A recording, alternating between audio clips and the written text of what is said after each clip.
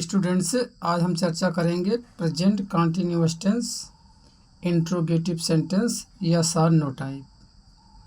सवाल ये उठता है कि इसको यस आर नो टाइप क्यों कहा जाता है। इसकी पहचान करना बहुत सरल है, तो हो जाएगा ऐसे हिंदी वाक्यों में सबसे पहले क्या शब्द आता है, इसको ध्यान देना है। तो ऐसे हिंदी वाक्यों में सबसे पहले क्या शब्द आता है, तो हमें उसकी अंग्रेजी व्हाट नहीं लिखना चाहिए। ऐसे हिंदी वाक्यों में सबसे पहले क्या शब्द आता है, अनुवाद करते समय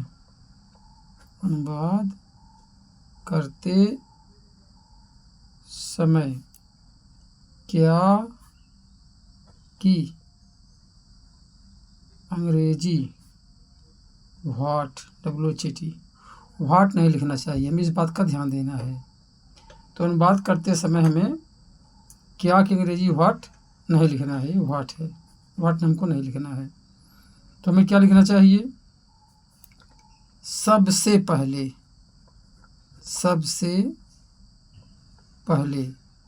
कर्ता के अनुसार इज एम आर। ध्यान देंगे कि ऐसे हिंदी वाक्यों में सबसे पहले क्या शब्द आता है, अनुवाद करते समय क्या की अंग्रेजी व्हाट नहीं लिखना चाहिए।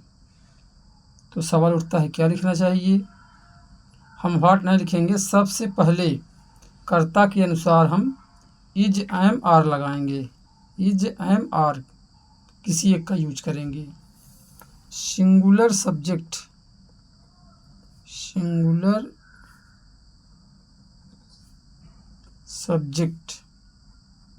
ही सी इट या नाउन क्या हो सकता है, सुरेश, मीरा, राकेश। से पहले इज का यूज करें। देखें यहाँ पर हम बता रहे हैं कि singular subject he see it, ये प्रोनाउन है, ही सी इट, या नाउन सुरेश, मीरा, राकेश से पहले, अर्थात काम करने वाला अकेला हो तो उससे पहले हम क्या लगाएंगे, इज का प्रयोग करेंगे। ये हमारा रूल नंबर 1 हो गया। सेकंड हम देखते हैं क्या बात है। सेकंड नंबर हम क्या करेंगे, यदि वाक्य का कर्ता हमारा, यदि वाक्य का कर्ता आई है तो इससे पहले, आई से मेरा आशय है मैं, यदि मैं आता है तो इससे पहले जो है आप जो है एम का यूज करेंगे, एम का यूज करेंगे। और यदि प्लूरल प्रोनाउन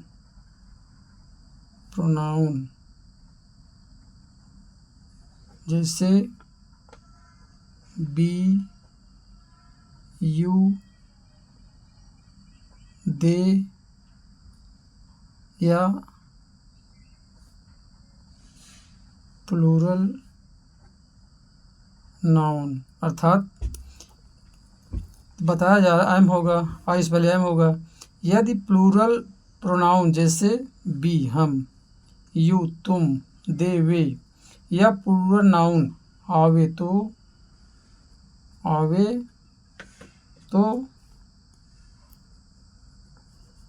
आर का प्रयोग करना चाहिए, आर का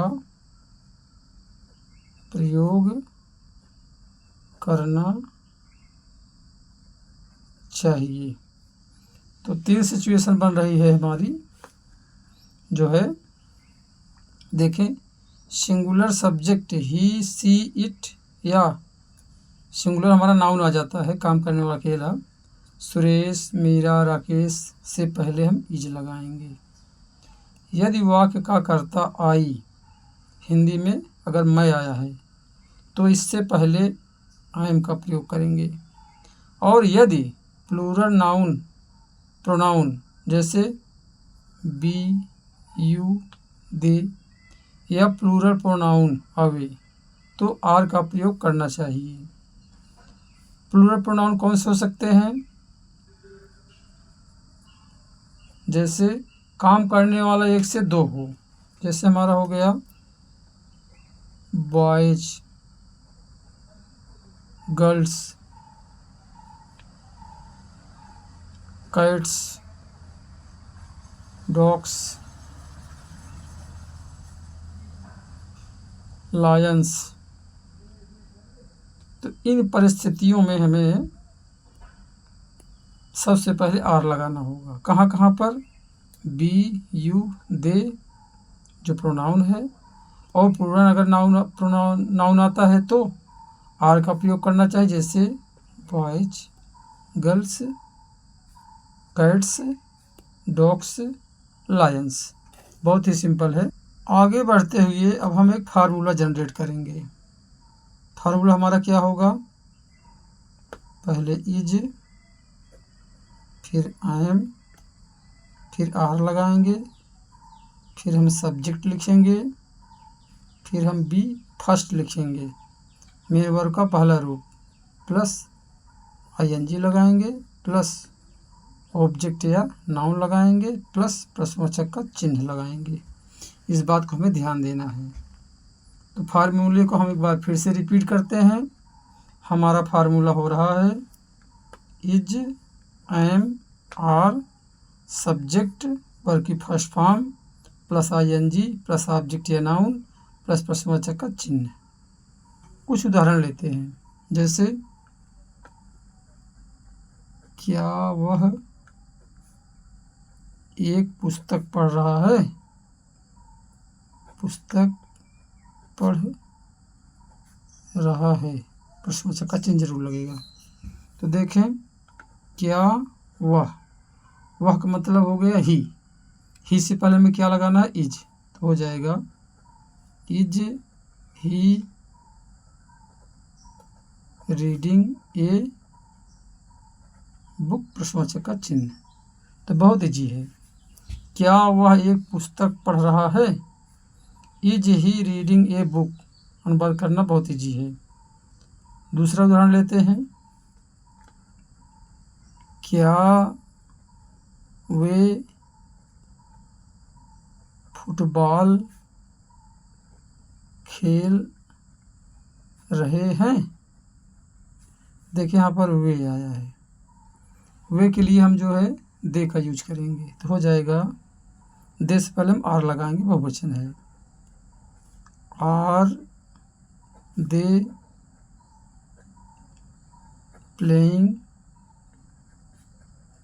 फुटबॉल, प्रश्नवाचक का चिन्ह। तो क्या वे फुटबॉल खेल रहे हैं? Are they playing football. बहुत ईजी हमारा उदाहरण हो रहा है, इसमें कोई दिक्कत नहीं है, आराम से इसका अनुवाद हो सकता है। आगे देखते हैं, कुछ उदाहरण और लेते हैं। क्या तुम